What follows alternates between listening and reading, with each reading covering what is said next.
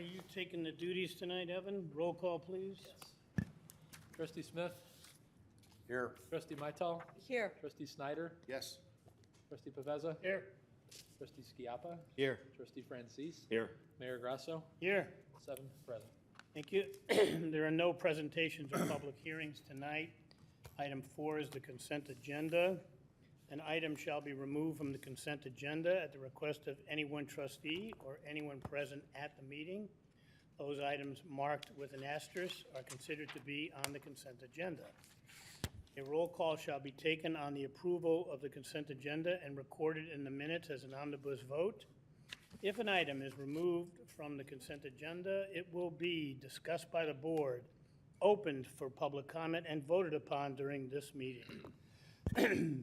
5 minutes. A, approval of regular board meeting of January 13, 2025. B, receive and file street and pathway committee meeting of January 13, 2025. C, receive and file plan commission meeting minutes of February 3, 2025. And D, receive and file plan commission meeting of February 17, 2025. 6, ordinances. A, approval of an ordinance annexing certain territory, 1 Normandy Court, 12 Normandy Court, and 8S255 Normandy Court. B, approval of an ordinance rezoning property upon annexation from the R1 Single Family Residence District to the R3 Single Family Residence District of the Burr Ridge zoning ordinance, Z15, 2024, 1 and 12 Normandy Court, Arshad and Gull. C, approval of an ordinance rezoning upon annexation from the R1 Single Family Residence District to the R3 Single Family Residence District of the Burr Ridge zoning ordinance, Z18, 2024, 8S255 Normandy Court, Stadovetsky. D, approval of an ordinance amending Chapter 8 Stormwater Runoff of the Burr Ridge Municipal Code, adopt Cook County Watershed Management Ordinance by reference as amended on January 9, 2025. And E, approval of an ordinance authorizing the sale by online auction of personal property owned by the Village of Burr Ridge for police and public works vehicles. Excuse me. 7, resolutions. Approval of a resolution approving the annual publication of the Village of Burr Ridge zoning map. B, approval of a resolution approving the use of motor fuel tax MFT funds. C, approval of a resolution approving a park facilities hold harmless agreement with Burr Ridge Park District. And D, approval of a resolution approving an intergovernmental agreement for participation in the Illinois Public Works Mutual Aid Network, IPWMAN. Considerations. B, approval of award of the road servicing contract to Schroeder Asphalt Services of Huntley, Illinois in the amount of $599,100. C, approval of an award of contract for purchase of a Public Works portable generator from Multiquip Inc. of Cypress, California in the amount of $47,845.77. D, approval of an award of contract to Alexander Equipment of Lisle, Illinois for purchase of a Rayco RG55TR stump grinder in the amount of $65,253.12. E, approval to direct staff to prepare an ordinance approving text amendments to section 6A4 and 6A5 of the zoning ordinance amending regulations for attached garage door height, Z02 2025. F, approval of an employment contract between the village and the Metropolitan Alliance of Police Burr Ridge Command, Chapter number 13. G, approval of an award of a 3-year contract for mosquito abatement services with Clark Environmental Mosquito Management of St. Charles, Illinois, in the total amount of $146,710. H, approval of request for a raffle license for Willowbrook Burr Ridge Chamber of Commerce and Hosting Facility, Five Seasons Sports Complex for their Trivia Night fundraiser on March 7, 2025.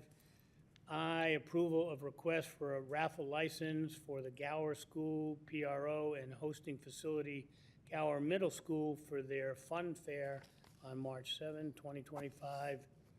J, approval of request for a raffle license for the Hinsdale Infant Welfare Society and Hosting Facility Marriott Burr Ridge for their fundraiser on March 23, 2025.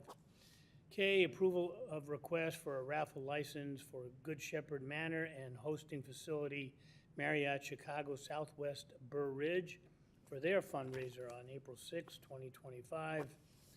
L, approval of vendor list dated January 27, 2025 for fiscal year 2025 in the amount of $2,752,885.32 for all funds, plus $236,675.22 for payroll period ending January 4, 2025 for a grand total of $2,989,560.54. M, approval of vendor list dated February 10, 2025 for fiscal year 2025 in the amount of $314,668.67 for all funds, plus $237,580.62 for payroll period ending January 18, 2025 for a grand total of $552,249.29. And finally, N, approval of a vendor list dated February 24, 2025 for fiscal year 2025 in the amount of $540,303.99 for all funds, plus $238,527.38 for payroll period ending February 1st, 2025 for a grand total of $778,831.37. Can I get a motion to approve the following items on the consent agenda? 5A through D, 6A through E, 7A through D, 8B through N. So moved. Second. Any discussion by the trustees? Any discussion or comments by the public? Roll call, please. Trustee Skiappa. Yes. Trustee Francis. Yes. Trustee Paveza. Yes. Trustee Smith. Yes. Trustee Mytal. Yes. Trustee Snyder. Yes. 6-0. 6-0. Since we have the budget to be discussed, we do have a number of people here that might want to speak at public comment. I'd like to, with the board's consent, go now to public comment, item 9. Do I have consensus on that? Yes. Okay. Yes. This will get to public comment. Public comment, is anybody here that wishes to address the board?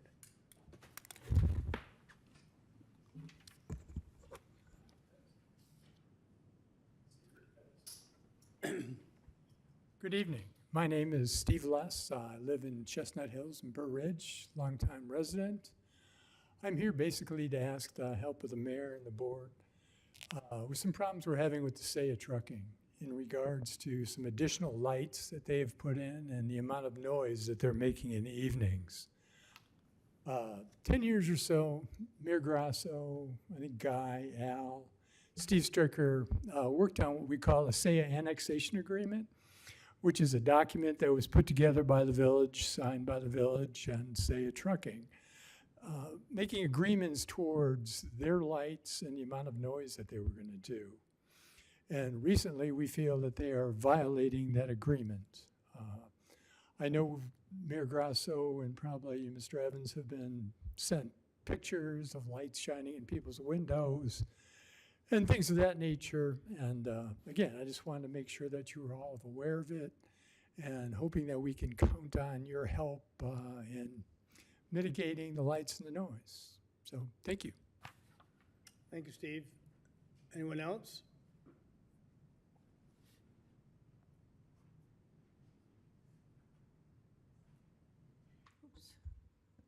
Donna Ryan, 113 Chestnut Hills Circle, Board President for Chestnut Hills.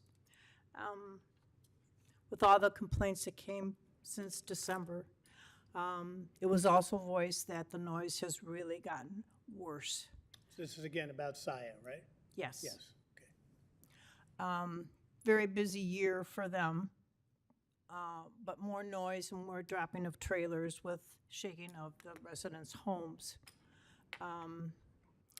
So what we're looking for is something more permanent.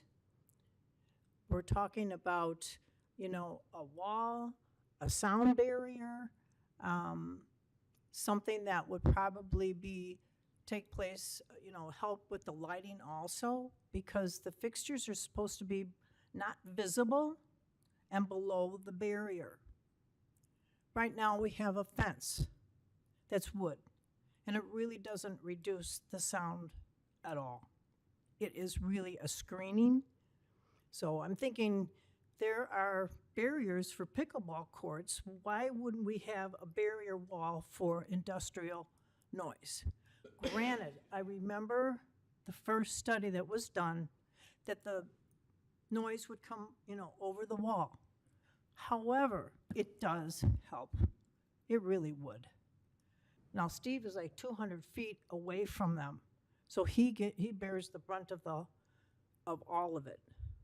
And most people have gotten new windows and soundproofing, because it can really get bad. And it's from 9:30 in the evening till 5 a.m. in the morning.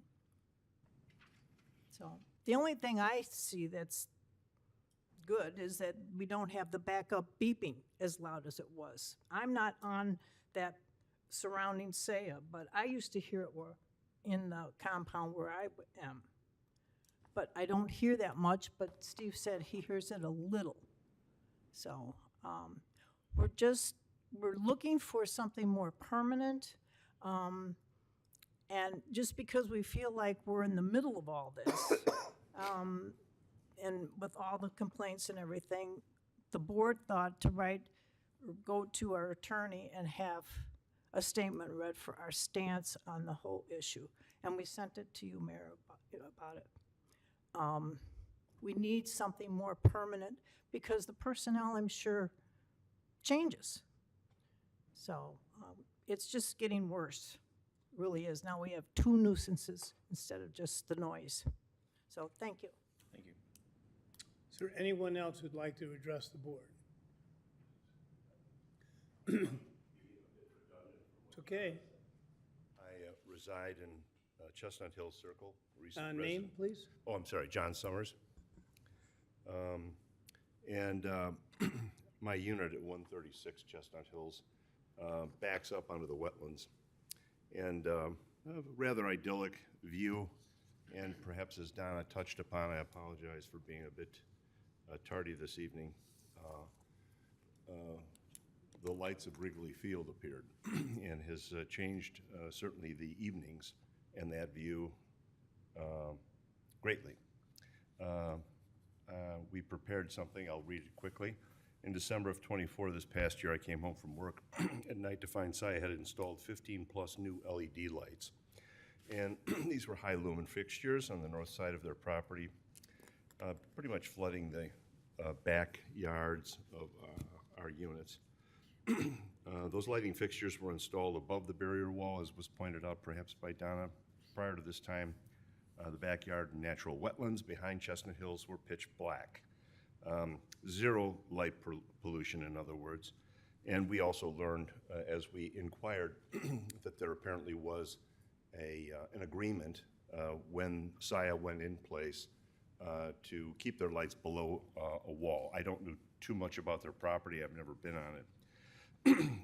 We then, through the board of directors, made the village aware of the newly installed lights, and she took this, the missus took this from the annexation agreement, paragraph 6, section D. I could jump ahead and just say that since the complaint, and one of our fellow residents, Mr. Phil Loricella, reached out, and I believe Saya directed the lights and pitched them down a bit more. So they're quite visible, but not as glaring and offensive.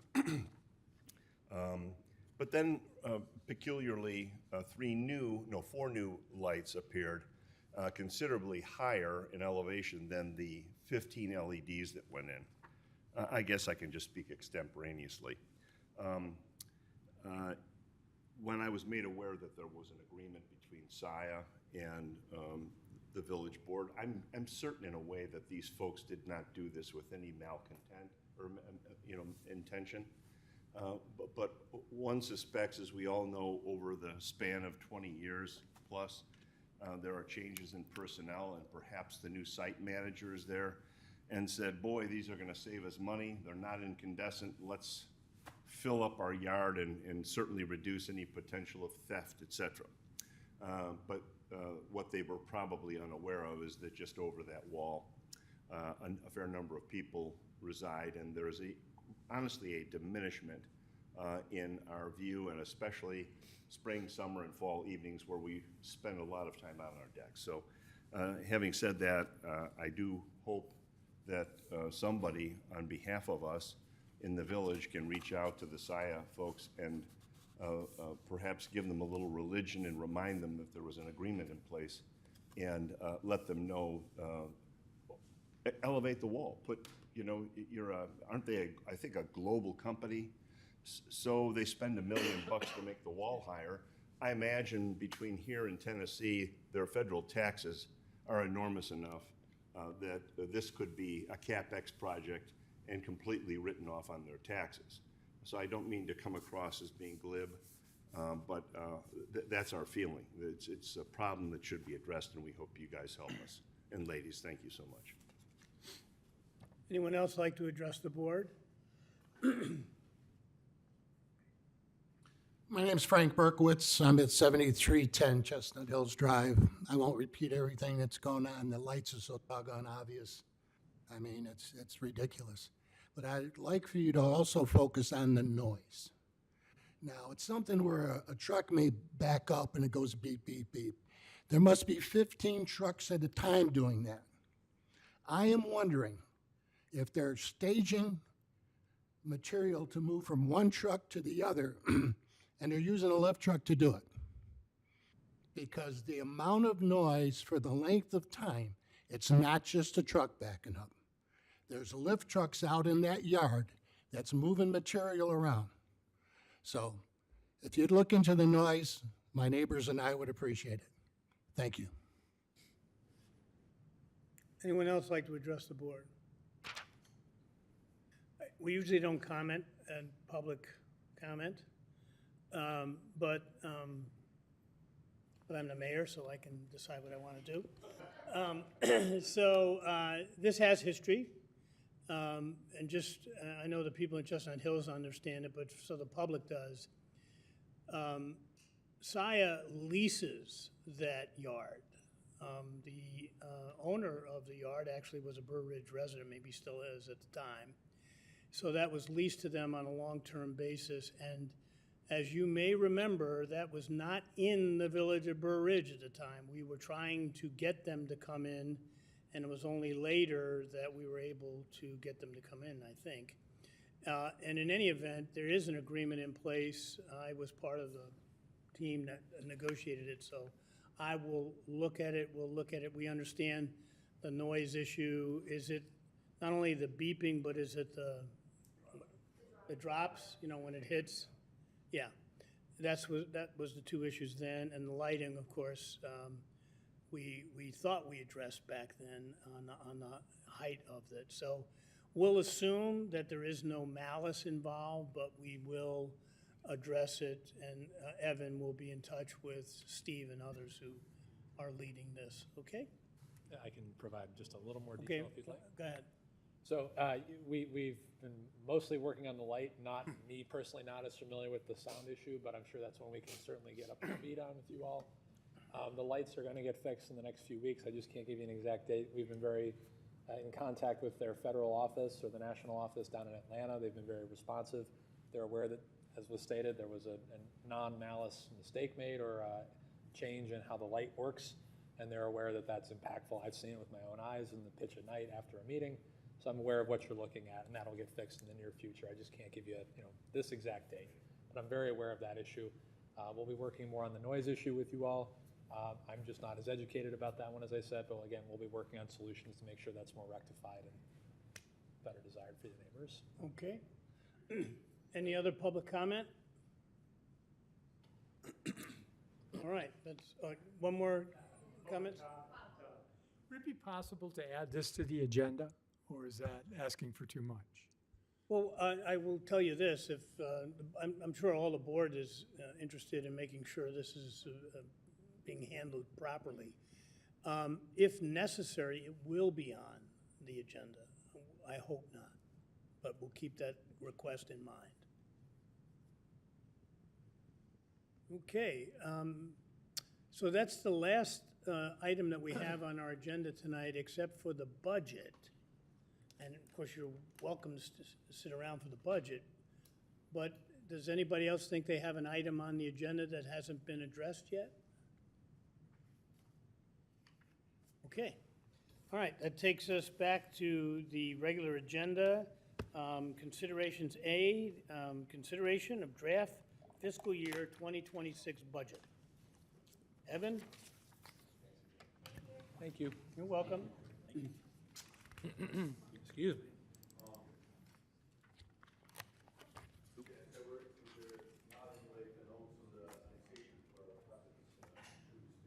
That was, I think we hand. It's approved. Is that, that's It's all approved. been approved?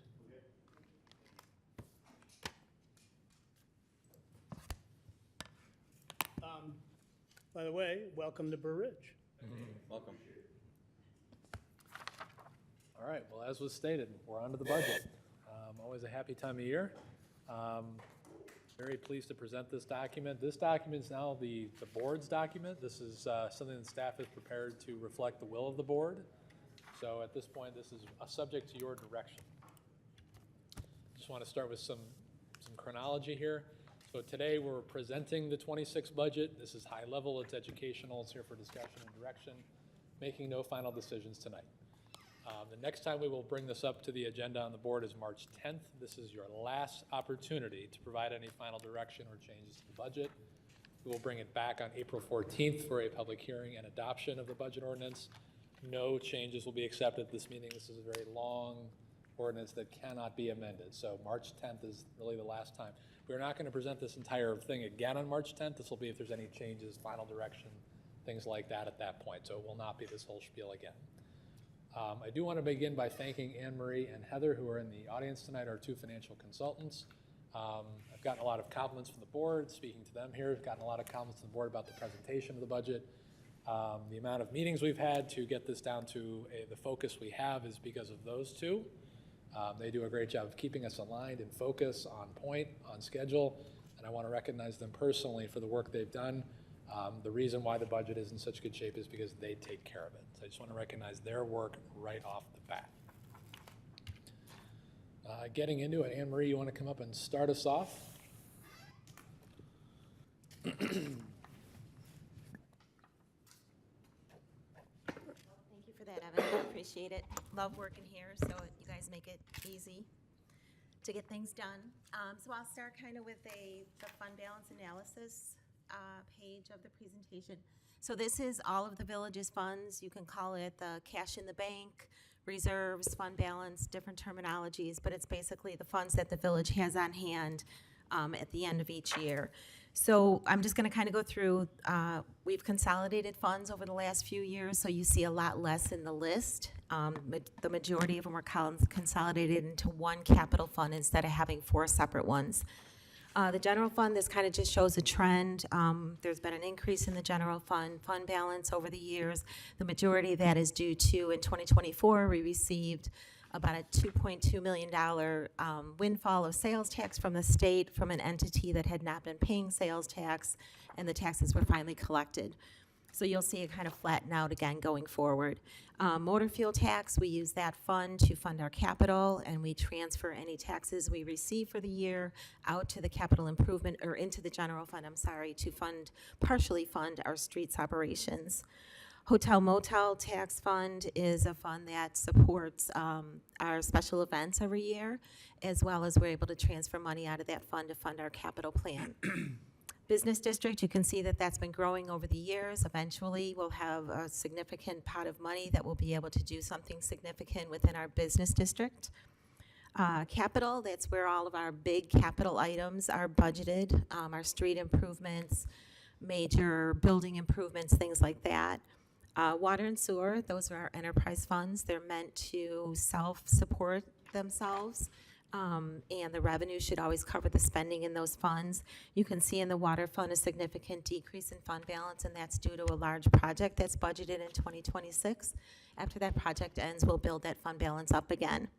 And then the last fund on there is our police pension fund. We don't necessarily control it, but it's reported as part of our budget and our audit, and that's the pension fund for all of our sworn officers.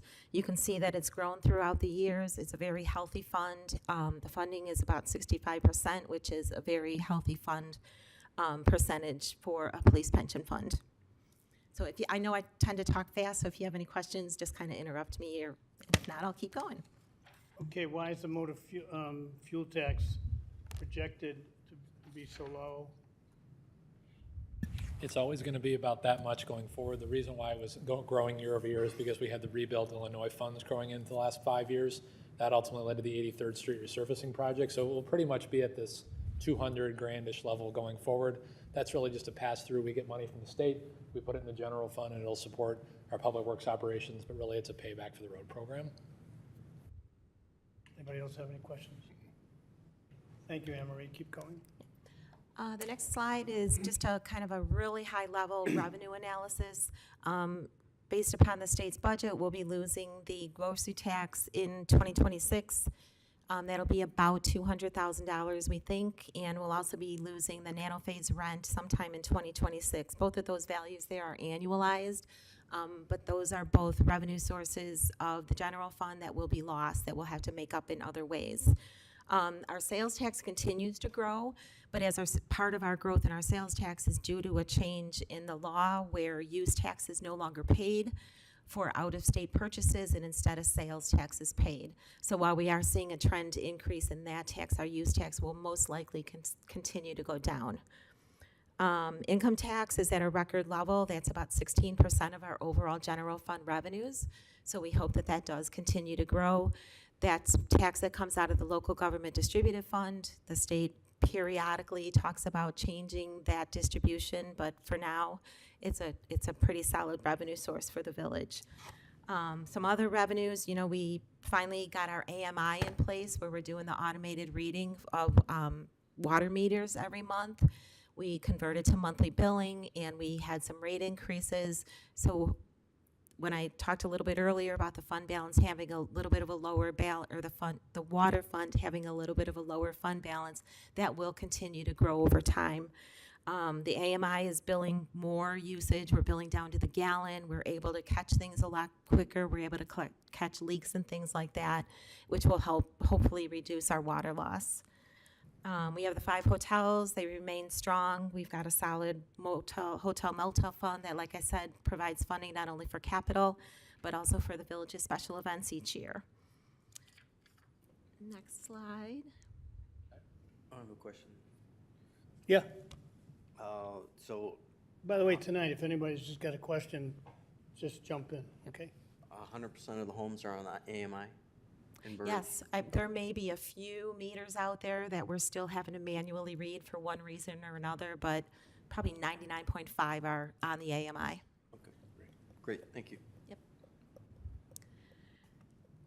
So personnel, one full-time equivalent decrease for fiscal year 26. That's really made up of 2 part-time positions. But I think the most important thing to look at is that first column of numbers is from 2009, and the last column is 2026, and we are actually operating with less employees today than we were then, partially due to attrition, partially due to just being more efficient, using our technology better over the years. The revised org chart with using staff as opposed to consultants saved about $125,000 for the fiscal year 26 budget. Any questions? Keep going. So this is a slide of the general fund. There's a lot of detail on this page. This is the main operating fund of the village. It's all of our administrative departments, public works, police, central services, community development, finance, and IT. The most important thing I think on this slide is that our fund balance in our general fund is about 72% of our annual operating expenditures. Our policy is 25% with a goal of 30. So we are, 2.5 times where we need to be. So that is a very, very healthy fund balance. And that, just one comment too, that's with transferring about $5.8 million out of that fund over the last 3 to 4 years to fund our capital. So that's huge. All right, I'm going to jump in for a few slides here. We're going to start going into the departments. This is a department by department view. We'll get into the later funds at the back half of this presentation. We're going to start with boards and commissions. This is just the budget, which reflects the legislative functions of the village, including those to the board and its designated boards, commissions, et cetera. There are no employees for budget purposes in this particular department. There are 8 elected officials sitting up here, of course. Those are reflected as FTE for the audit, but not the budget, just the way it works. The FY26 budget is 224,557. The majority of that's going to be our attorney. They do a great job for us. As you can see, spending in that category for contractual services has been relatively flat over the last 3 years. We project that to be the same going forward in the future. Personnel services are really what the board is paid to be here tonight through your stipend, so that's what that is. This really does not have too much other function. There's no specific goals of this department. As I said, there's no FTEs in this department besides the elected officials, so this really is just some categorized spending. Okay. Moving on to the administration department, we are kind of like the hub and spoke of the village. We provide some direction coordination to the other village departments. That is my department that I'm the department head in. We do a lot of those central services things. The main thing we really do is constituent intake. So when someone calls, comes to the window, that's us that provides that point of sale service. We also do things like FOIA, IT, risk management, labor relations, et cetera, as well as run our special event services. As was stated, we eliminated 2 part-time roles in FY 2025. We got leaner and meaner. As you can see, our budget has decreased about $90,000 from 25 projected to 26 budget. Again, that's primarily due to the loss of those 2 part-time roles. We did find some other savings in there that we felt were superfluous to the mission. I'm just going to go through some budget highlights for each of the operating departments, just so you can kind of see what's going on. In 25, we established our first ever organizational culture plan. This is for the staff. Our mission, vision, and values gives us something to unify around, talking about how we do the best we can for our extraordinary village that we have here.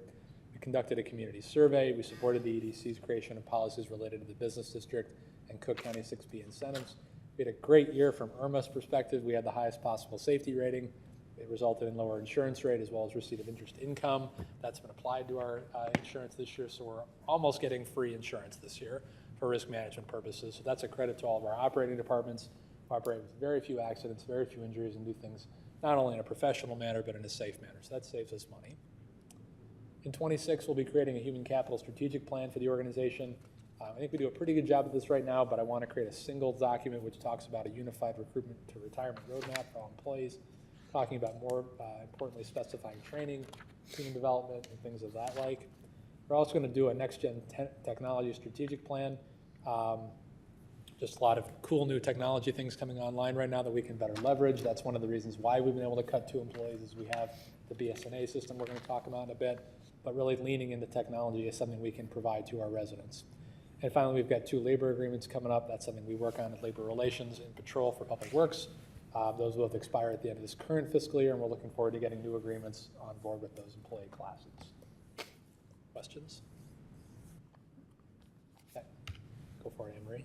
Oh, I'm sorry, community development, I thought it was finance.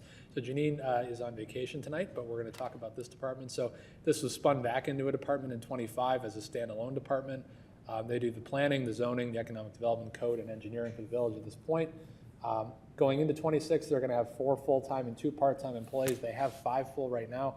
1 full-time role is getting moved over to the Public Works Department. That's the assistant village engineer position you've seen in your budget.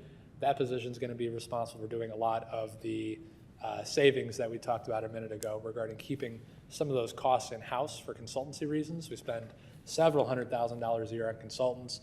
We think this assistant village engineer position, which Dave will talk about in a little bit, can really help us save that money, as well as provide someone who will be at board meetings, provide a consistent point of contact for our residents and businesses, and really drive our service level forward while saving us a lot of money.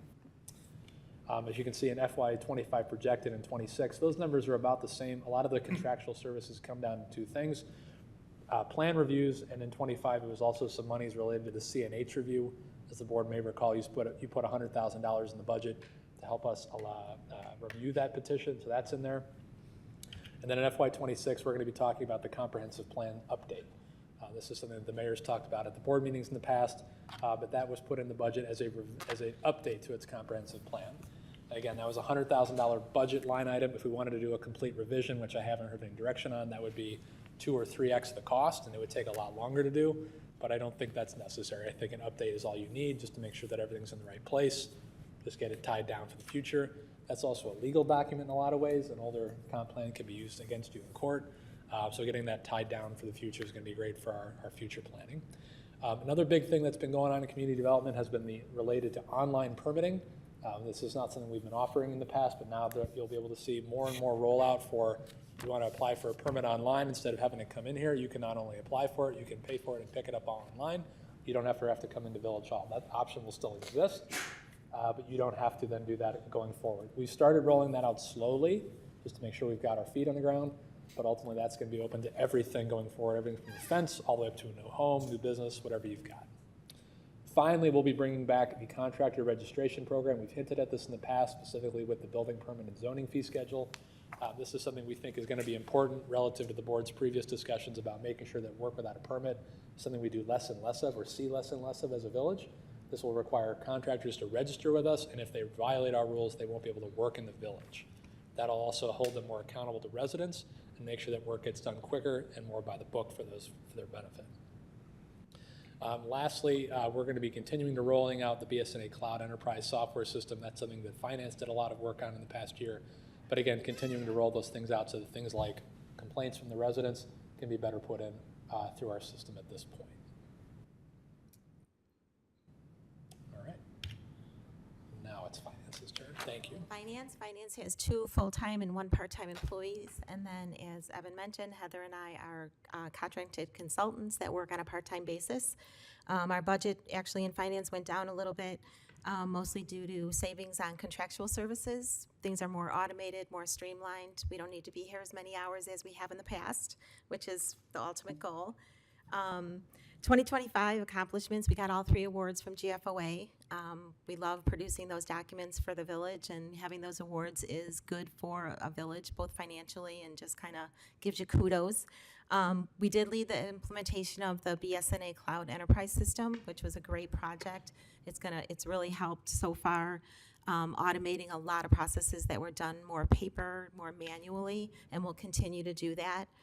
We periodically review all of our financial policies and update them as needed. And then we also went out to bid for audit services with 5 other communities. We led the RFP process, and it actually brought us in some lesser audit fees for the next 5 years than we would have paid had we not done that. So that was a great project. We're going to continue the implementation of BSNA Cloud, including implementing fixed assets. That's something we only do for audit purposes, and it's always just been done manually in Excel spreadsheets, but we're going to bring it into BSNA so that we can further automate that process and save a lot of hours come audit time of us having to put those documents together. We're going to continue to produce those reports each year and submit it to GFOA. And then we're hoping to implement a new payment processor for all of our credit card payments. BSNA now has a payment processor of their own that they developed in-house, and we would like to move from Invoice Cloud to that. It will streamline not only our internal processes, but also make it more streamlined for our customers that are paying by credit card. Chief. Again. Keep moving. I'm sorry, Anne Marie?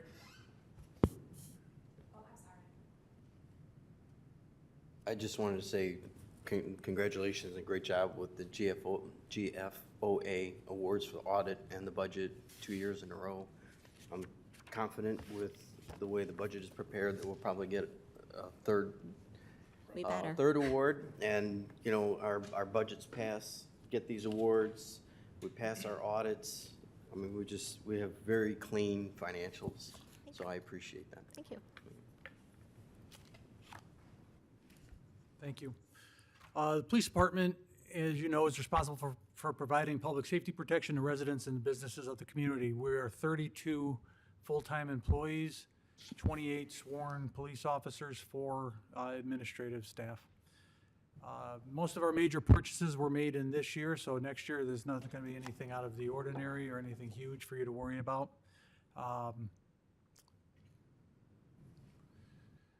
This year, some of the highlights are with the success of our license plate recognition program. We've expanded into the downtown business area, and surveillance cameras will be going into that area within the coming weeks. We completed a 4-year cycle of assessments with the Commission on Accreditation for Law Enforcement Agencies, CALEA, receiving our 6th award since 2007. And our retired Chief Madden was presented with the Egon Bittner Award, recognizing a chief who has commanded a CALEA accredited agency for 15 or more continuous years. We transitioned to new firearms with red dot optic sights, and our officers continue to be very benevolent, raising money for charities and participating in numerous community events, including Shop with a Cop, National Night Out, Illinois Special Olympics, and Burridge Park District Pedal to Parks. In the coming year, what we're looking at is the implementation of a contracted social worker, possibly with partnership with surrounding agencies, but if not, something we would like to go forward with. Contracted social workers provide services in calls involving mental health, domestic relations, drug and alcohol abuse, elder issues, such as neglect and hoarding, et cetera.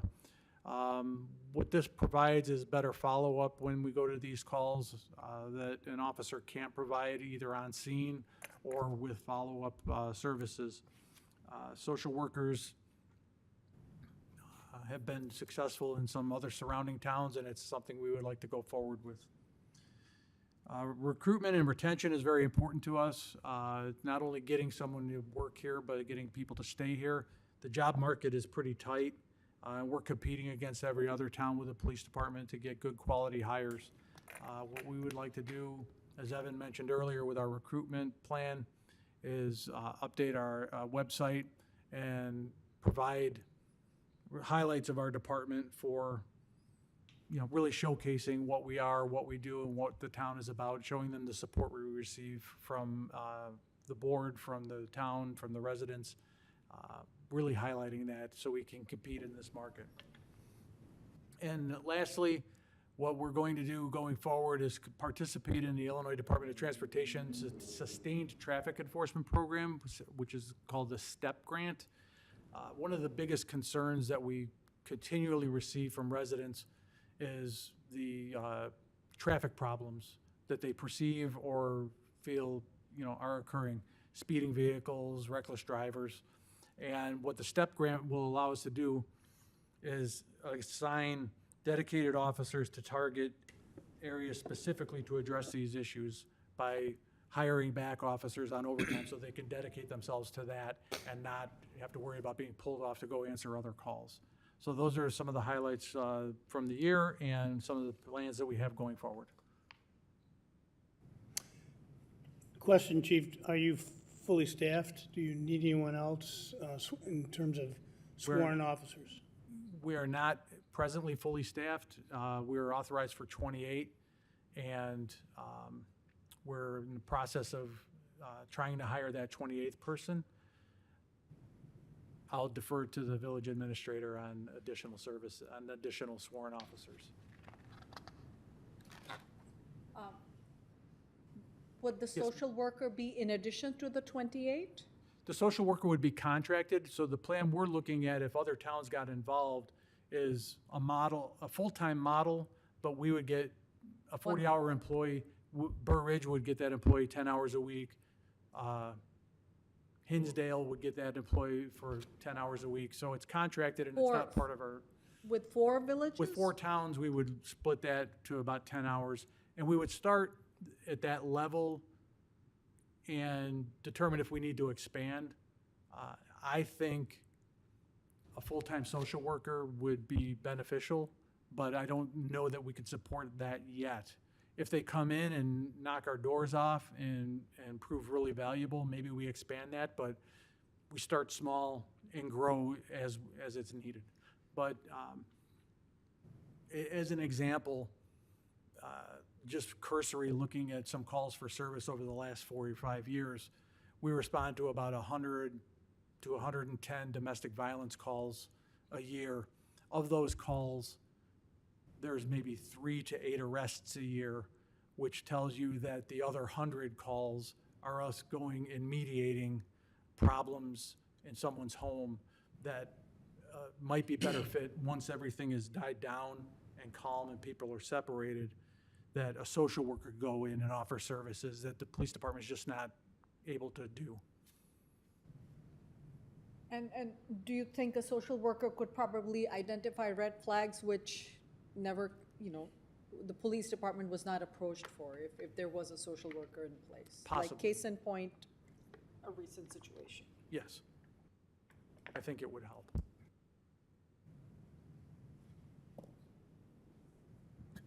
Thank you. So back to Gary's question, is 28 sworn officers, is that enough, or do we need more?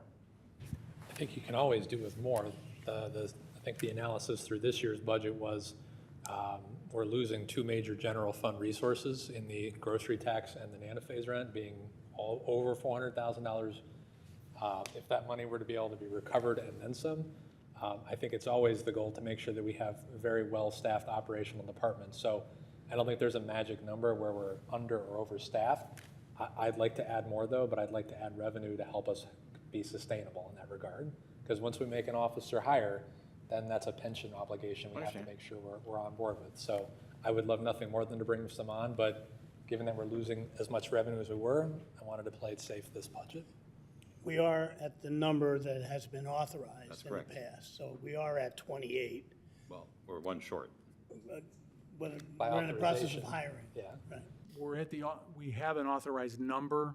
We don't have that amount of sworn employees. We're hiring to that number. Right. And we need one more to reach that. Thank you. Any other questions? Yeah, Joe. We hire another officer between the pension and everything. Just even if we start with a brand new one, it's like is it 125? Is it with all the pension? No. Per officer? So I would say you're going to be at least 150. 150 per each hire. Okay. Yeah, especially we're hiring more laterals right now. We're just finding more success with those. Laterals tend to start higher up at the range. Range right now is 114. That's just the cash wages. Plus you have benefits. You have Social Security, you have pension. With the loss of your 400,000 of revenue, 101 other officers, 150, you need 650 to make it up. Yeah, and there's also a lot of capital we got to pay for. So a lot of competing resources, a lot of competing priorities, I should say. And again, additional revenue would always make those decisions easier. Thank you. Okay, thanks, Chief. Thank you.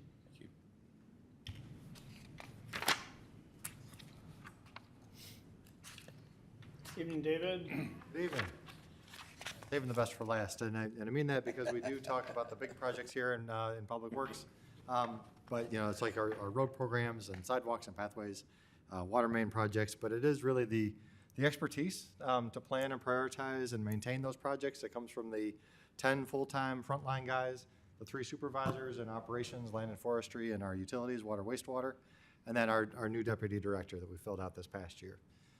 So with that, we're at 15, and we're adding 1, bringing that over from community development in the next fiscal year. That's that new assistant village engineer position. So we're abandoning the one called the development engineer, bringing a new position into Public Works called the assistant village engineer. Talk a little bit more about that on the next slide because it relates to a decrease in a lot of the contractual services that you'll see in the general fund and the water fund. Because we've done a lot. In this past year, we filled out our new organizational chart with the new with the new deputy director. And then there's been some other changes, some resignations. Then we did a lot of internal promotions. So our utility supervisor was promoted from the assistant water operator. The assistant water operator was promoted from a GU2. That GU2 then was promoted also from within, and one GU2 was an upgraded one in a new position, or in the land and forestry division. But the water fund works above and below ground. Above ground, we We did our 300,000 gallon south water tower, repainted, refurbished off of 83rd Street. So you can see that from a distance off of Route 83 and 55 and throughout our town. But then below ground, up in the northeast end of town, replacing water main where there was inadequate fire flow or redundancy through the Woodview South, Laurie and Tomlin neighborhoods. Replace that project, and we're going to be doing more in the next year with those lessons learned. As you heard at the last meeting, the pathways and the road projects totaled about $2.4 million. That was about $100,000 under budget between 83rd Street, our road program, a little bit on 79th Street. That's an ongoing project. We are counting that as being done this fiscal year. We will get that done in the spring. We've been working with the fire districts because of our hydraulic water model that we did 4 years ago, because of our hydrant maintenance programs, because of the water main replacement that we did up in Woodview Estates. We are helping these fire protection districts increase their ISO rating. That's an insurance rating for them, but it also translates for a little bit for residents and businesses in Burr Ridge and the other towns that they've served. So they give credit a lot to the municipality, especially Burr Ridge, for the work we've done with them. And then you'll hear a little bit more about this at the March 10th board meeting, but we have a lot ongoing with the Wolf Road Corridor Study. We handle that in-house with our Corridor Advisory Committee members, Trustee Franzese, Administrator Walter, and myself. So March 10th, you'll hear a little bit more from that consultant and from Indian Park about the work they've done to date. Coming up in our next fiscal year, of course, we talked about that assistant village engineer position. We are going to flesh that out a little bit. That's a position upgrade. Again, we've been in the development engineer position in community development that works well, but that's in-house over here. The assistant village engineer position we're bringing in at Public Works. So when we talk about the built environment, everything is going to be managed and maintained in Public Works. That engineering position then will be doing more of the capital projects, more of those resident engineer type jobs, construction engineering type, overseeing a lot of the projects like the water mains, some of the pathway projects, a lot of those kinds of things where we've been using consultants because we just didn't have some of the expertise or time. Again, by having the new deputy director to free up stuff on the operations side, a new assistant village engineer that has a little bit more time and expertise than myself, we can cover a lot more of those things in-house. Then again, we're, as we said, when we brought on our new deputy director, one of those things we're working towards is like Kalia with police. We've got the accreditation through the American Public Works Association that will help to memorialize some of the great work that our guys are doing. The HVAC upgrades at the police department, we've been hearing about that for a while. We're finally coming to that with over a $500,000 project to retire some old units that are just overtaxed and at the end of their life and bring in some efficiencies to the system over there and handle some issues we've been having over the years. And then our CIP project schedule, again, kind of tying in what that assistant village engineer position is for, is to, again, help prioritize and manage a lot of that going forward. We've got some equipment like in the CIP too, like a backhoe replacement. You just approved the stump grinder. We're going to be doing a lot of that kind of projects in-house, a lot of those maintenance of our parkway trees, just a better service level with some of that equipment. So appreciate that. Any questions? I'd like to make one follow-up to our previous discussion about personnel. The survey has two very clear priorities from our residents, which is to have excellent public safety and excellent public works capital infrastructure. I don't want to overlook Dave. I think sometimes police steal the show, but I want to remember that this is a 7.5 square mile town and he's got 13 frontline employees. That's not even 2 per square mile, and it's also very not dense. So we're detailing a lot of roads, a lot of extra roads that those denser towns like Clarendon and Hinsdale don't have. A lot more water main, a lot more fire hydrants, a lot more trees.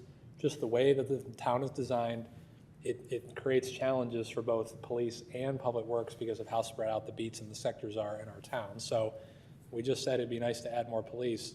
I think we should at least also consider adding to public works as well. But again, for the same reasons, when almost $500,000 is coming off the table, the same thought process went through with Dave's department as well.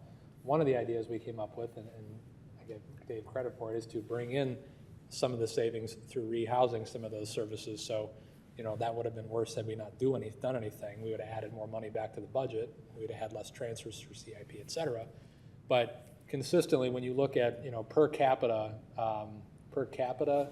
staffing, that's one thing that I always want to remind the board of is just the way the town is built. We have to clear a lot of ground. I mean, we haven't talked about how good the roads are. The roads are good, despite us having by far the fewest number of employees per capita on a square mile basis. So it gives it even more credence to how good of a job Dave's people do. So I just want to overlook the fact that I can always use more guys to go out and get water mains done quicker, plow more roads, get cul-de-sacs cleaner, do work in-house, move mowing in-house, whatever that happens to be. That's one of my pet projects, mowing. But I just don't want to lose sight of that. I understand police are very important. I'm not trying to say they're not, but I think we as Village Hall, we sit inside, we have it easy. Those two departments go outside and do hard work. I want to make sure they're staffed, and that's why we were willing to take the loss first for efficiency's sake. So just wanted to make that note for the record. Thank you. Thank you. Thanks, David. Okay, I'm going to highlight a couple of organizational departments here. First is IT. No personnel is associated with this. This is really just what it costs to run the village from a technological perspective. Contractual services, basically three things. That's our technology consultant, Orbis.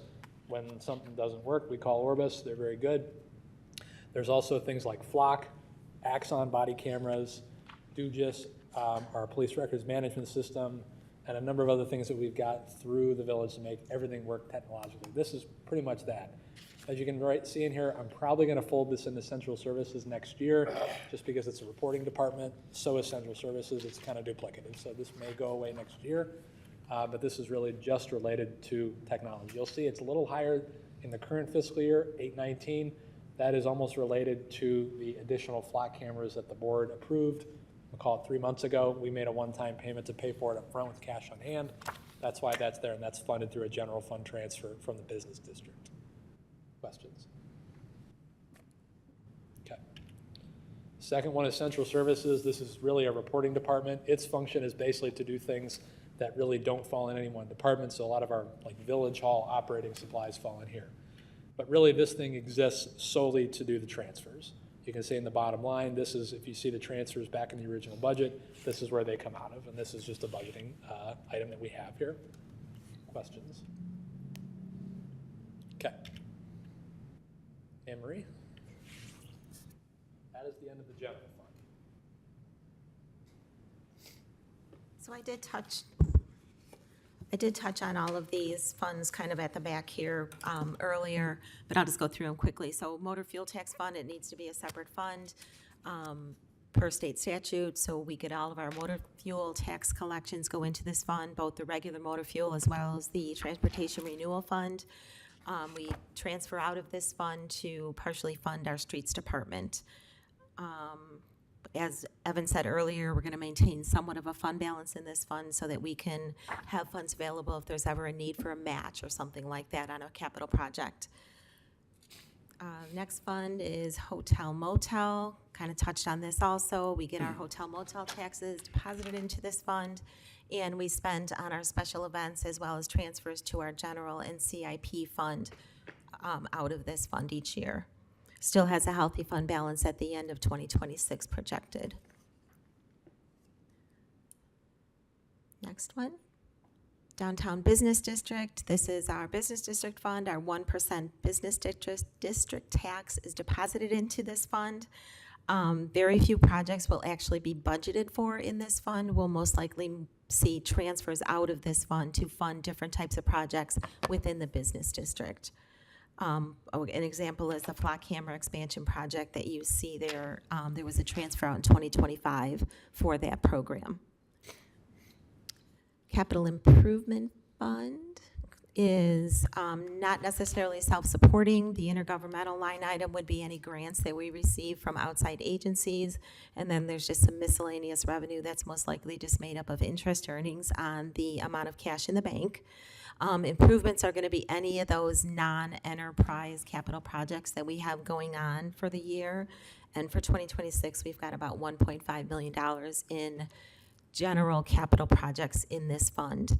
They're listed down below. 2025, we had a road program, Elm Street Culvert, and the 79th Street Pathway, partially funded by transfers from the general fund, partially transferred by or funded by grants. And then we have about $800,000 in 2026 budgeted. I don't know anything about what we applied for, but we did apply for a grant of $2 million for projects that are going to be in the future and aren't necessarily included in the 2026 budget. That's 4 or 5 individual funds together. So Okay. we've got things like, you'll notice like the Parkview Basin project down in the Parkview neighborhood. It's a $1 million project. We put in for about 800. Okay, Dave's nodding at me. We did not get it this year, but I think we were like 14th out of 80 on our first try. So I feel very good about that. So always looking for other people's money to pay for our projects. Water fund, it's an enterprise fund meant to be self-supporting, so the user fees that we charge for providing water to our customers is intended to support the operating expenses and capital expenses of this fund. Once again, we talked about the fund balance, a little bit low at the end of 2026 due to a large project, but going forward, we'll build that fund balance back up. As far as the highlights of this fund, I think if you have any questions on them, they're kind of listed out. Woodview Estates, water main project, the South Water Tower painting, finalizing IGA with Hinsdale. If you have any specific questions, we can have Dave come back up here.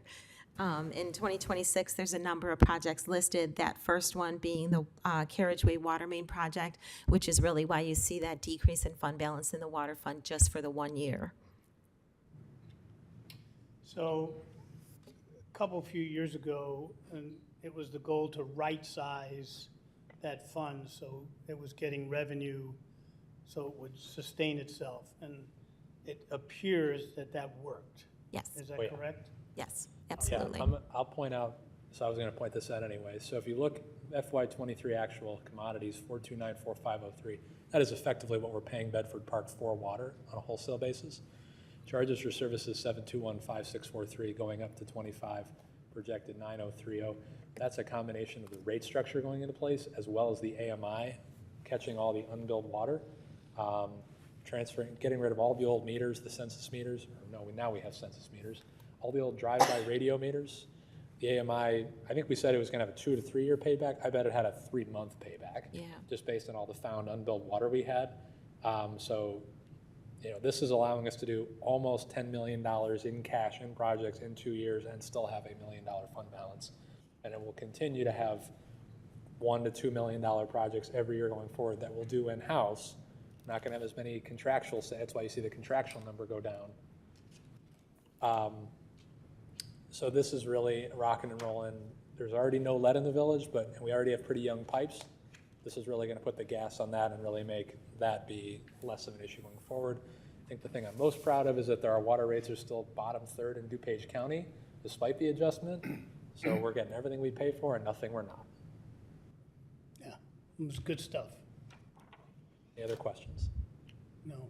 Hearing none. The sewer fund, once again, this is an enterprise fund intended to be self-supporting. The fund balance is pretty consistent over the years, meaning that we have the rates set sufficient to cover the cost or the operating costs of the fund. Police pension fund, we touched on this earlier. I just wanted to kind of mention a few things. At April 30th of 2020, the funding status was about 58%, and at 4/30 of 2024, we're at 63.95%. So the funding status has gone up over the last few years. We changed from a statutory minimum contribution to a recommended contribution, which has helped greatly. The fund is maturing, meaning that we're paying more out in pension payments than we're receiving in from the officers. So that recommended contribution is a good thing to keep our funding status high, as well as we've got good investments through IPO PIF in order to get those market returns. That recommended payment, that's actuarial based? Actuarially determined, yes. And that's what the board voted to do, was to follow what the actuaries were telling us to put in. Yes, yes, as opposed to the statutory minimum, yes. And so we end up actually putting in more Yep. than the statutory minimum. Yes, yep. Thank you.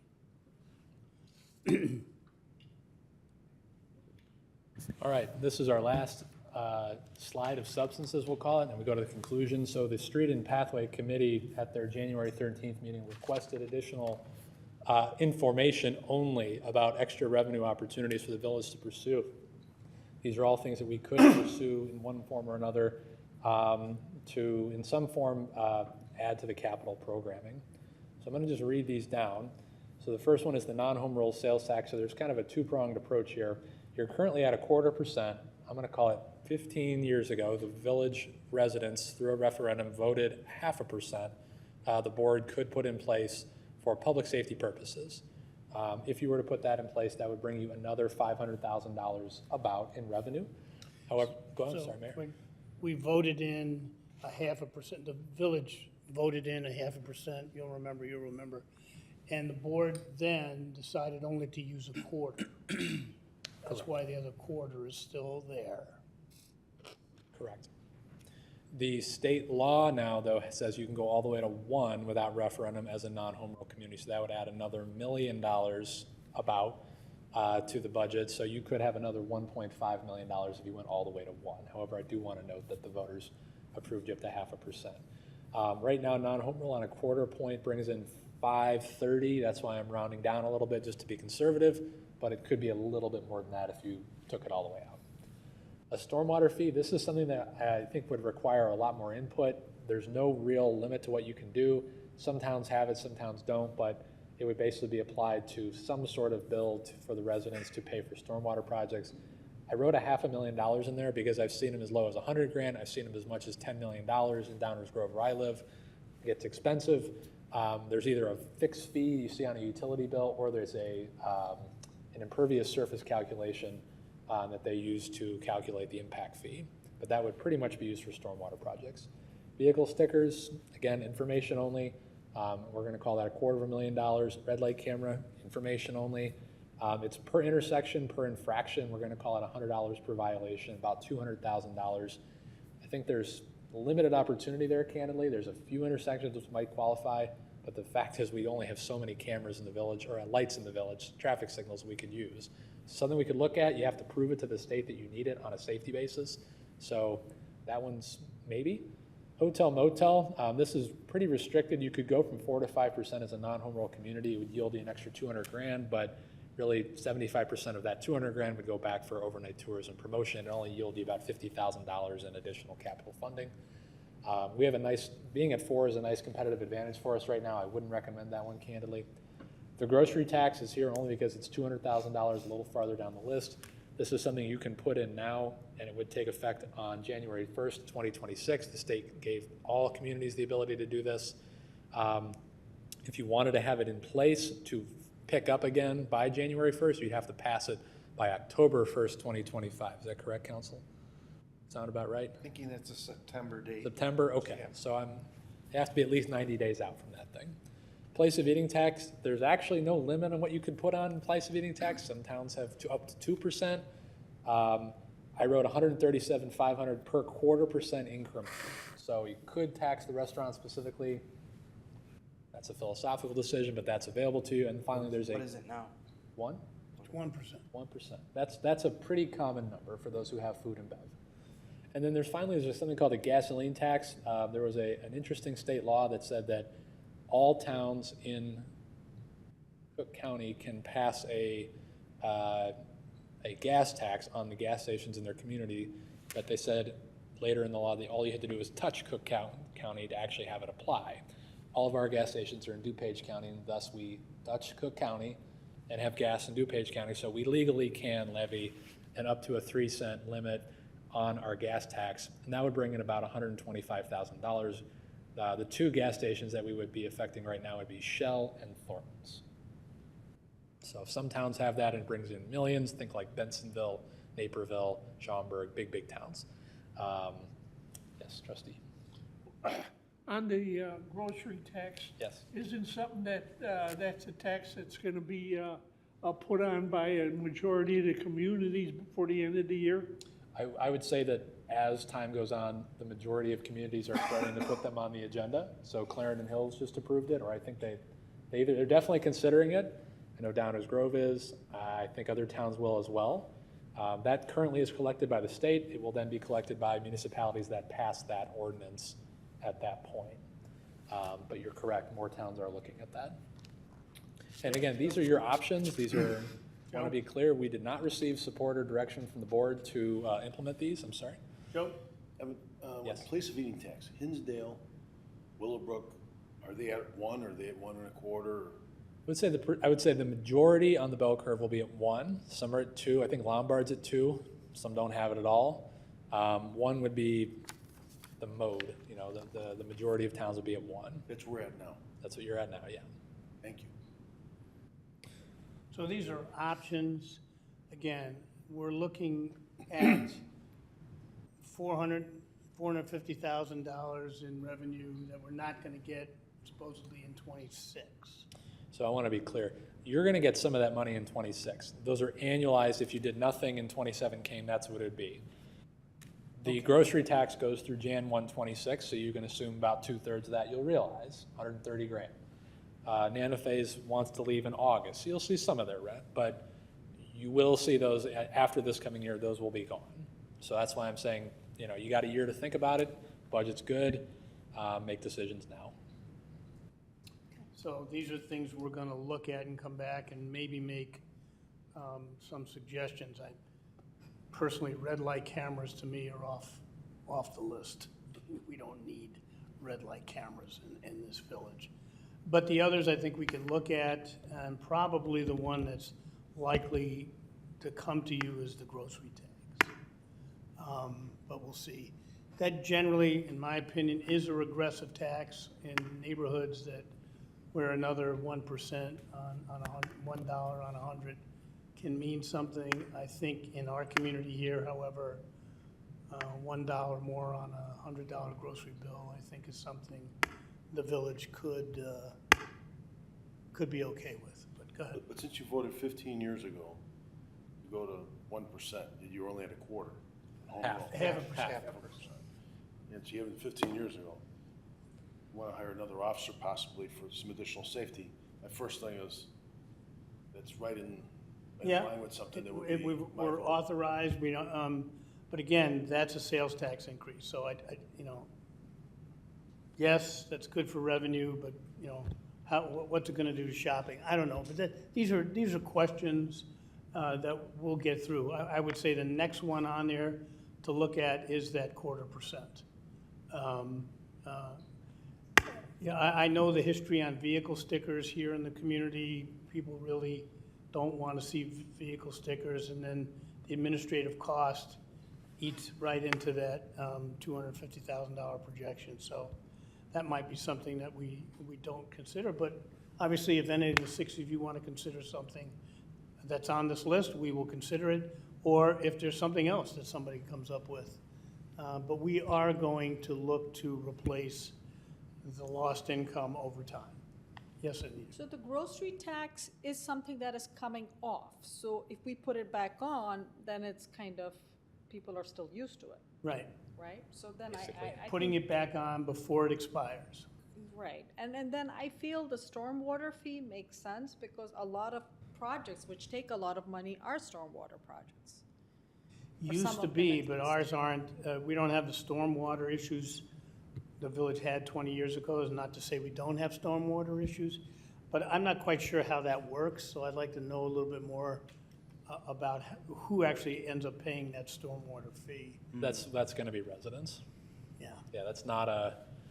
Is that a percentage of the bill, or is it just like? Two most common ways are we come out through LiDAR, which is a fancy way of saying we measure everything in your backyard. Let's say your backyard's 1,000 square feet and you have 100 square feet of impervious, call it a patio. We'll put that in some sort of tier and you pay a per rate dollar amount to the village that then is used to offset the impact of your impervious surface. And people with more impervious surface theoretically pay more. In towns like Downers Grove, you can then build things like a French drain or the like, which then decrease your stormwater impact. So there's, I hate to call it a lot of moving pieces. Some towns have gone to something like fixed rate on a utility bill, $5 a bill. It's a lot less work, but it's not as, call it egalitarian or fair per se. Everyone just pays the same rate, whether you've got the greenest backyard or an airport hangar. So that one can get complicated if you want it to. The good news is we're in great fiscal shape. There are some things we're looking down the road to increase. There are things about the police and public works we want to do. but we have the luxury of time. So these are items that we should consider in due course, add to others. But the good news is we'll probably be able to take the action we want to take based on a considered decision and not in a panic situation. Exactly. Okay? That's the luxury of sound fiscal planning, which this village has always done, or at least that's been the goal, and we've accomplished it most of the time. So we're in great shape. Are there some holes that we want to fill that are coming up in the fabric? Fabric's still without any holes in it, but there could be a couple of holes. Yes, we want to look at possibly filling those holes, and we have lots of options to work with. So we have till September to make this decision or make it?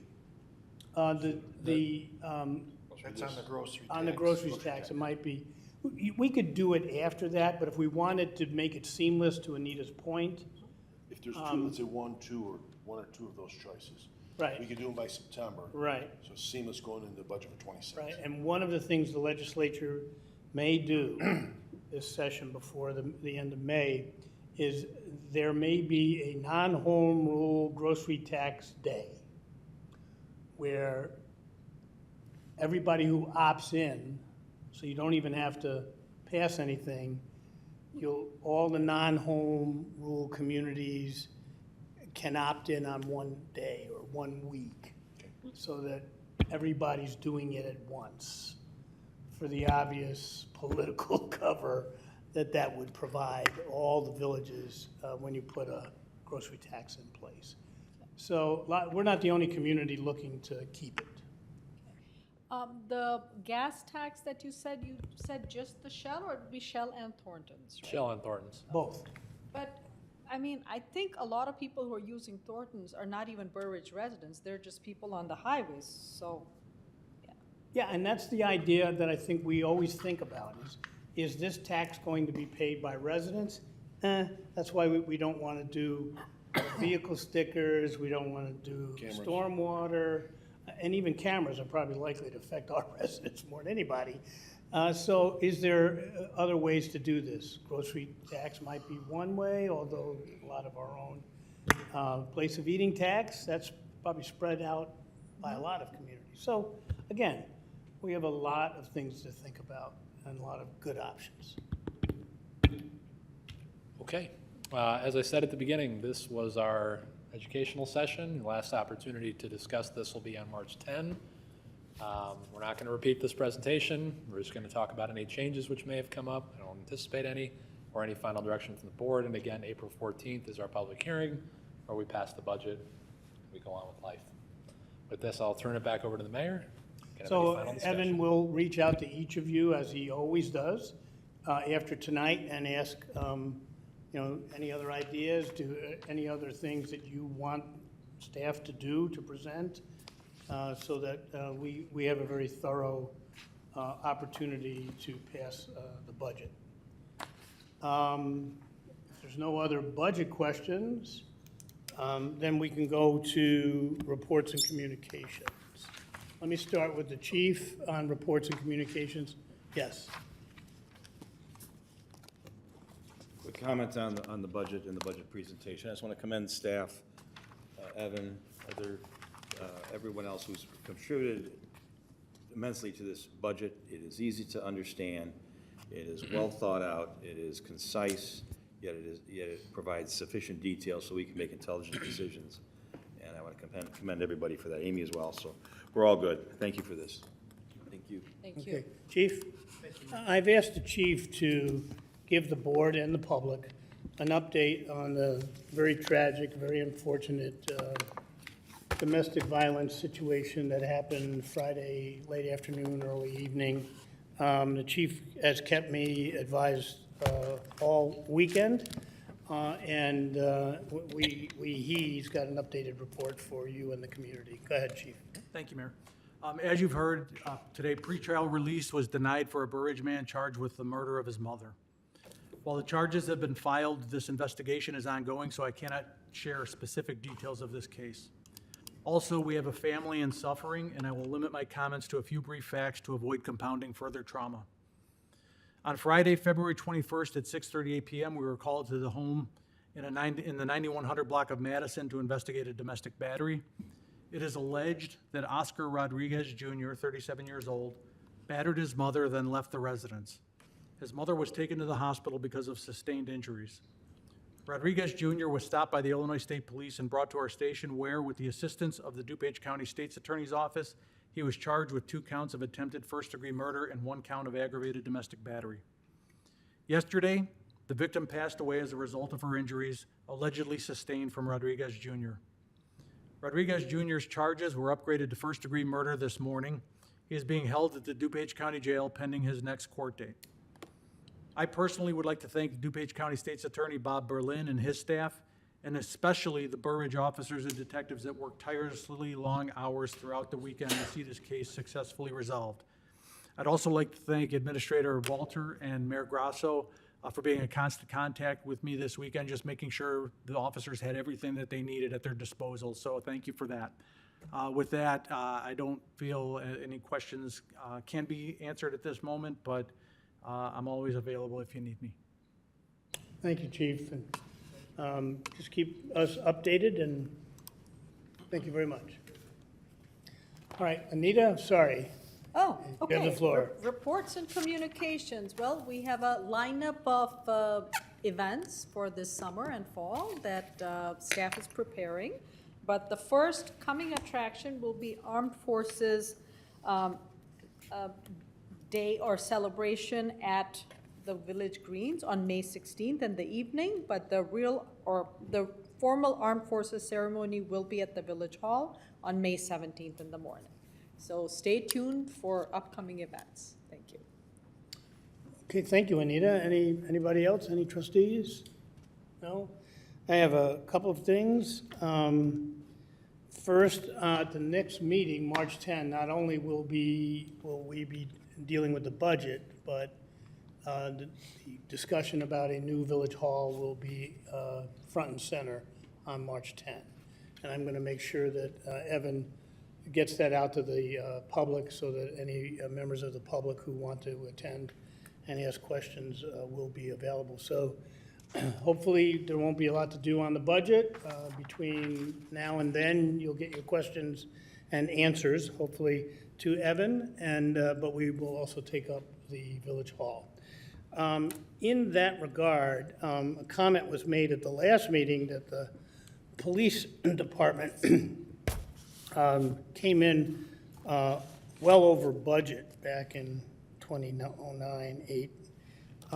And I took a little exception to that because my memory was, in fact, quite the opposite. And so I went back into the archives with Evan's help, and I was surprised at how thorough that I must call out several names. The trustees that were on the board at the time of all of these important decisions included Bob Sodikoff, Bob Grella, Dwight Declouette, Maureen Watt, Dave Allen, not our deputy chief, but Dave Allen, and Al Pavesa. And I was, again, proud and impressed at how thorough all the discussions and all the different options on a new village hall, which was front and center that time. This is 2006, 2007, 2008. It was a new village hall, a new village hall, a new village hall somewhere else. And then after the Space Needs Committee came back with reports, the board switched to a new police department. And it was then decided that even though the new police department would probably cost $8 million, that was the bids, that was the projections, and a new village hall at the time would be more in an area of 5 to 6. We felt the community wanted the police department. Remember, the police department was in this building. Okay. And so we did own the land where the police department sits here. And so the decision was made to go forward with a police department with a budget in the neighborhood of $8 million. with the goal of trying to get it down to 7.5 to 7.2, which was a pretty healthy reduction from 8 million. And so the new village hall was deferred, and Bob Grella, for example, said, why don't we rent space over in the village hall, in the new village center? And there were several options, including building the police station where it is and then adding another building beside it, and then selling this property for another use. So there was a lot of that. And by the way, the final figures for the police department came in much closer to 6 million. So it was projected to be 8. The goal was to bring it in at 7.2 at best, and it came in much closer to 6. So that board, in my opinion, had done a tremendous job getting us a new police facility. But remember, the goal then, 2006, 7, 8, 9, was to build a new village hall over there and do something else with this building. And here it is, February 24, 2025. So we will discuss a new village hall again on March 10, 2025. And not take the side road to a new police department this Right, time. right. And so with that, I'd like to get a motion to adjourn to the next meeting, March 10, 2025 at 6:30 PM. So moved. Do I have a second? Second. All in favor? Aye. We're adjourned.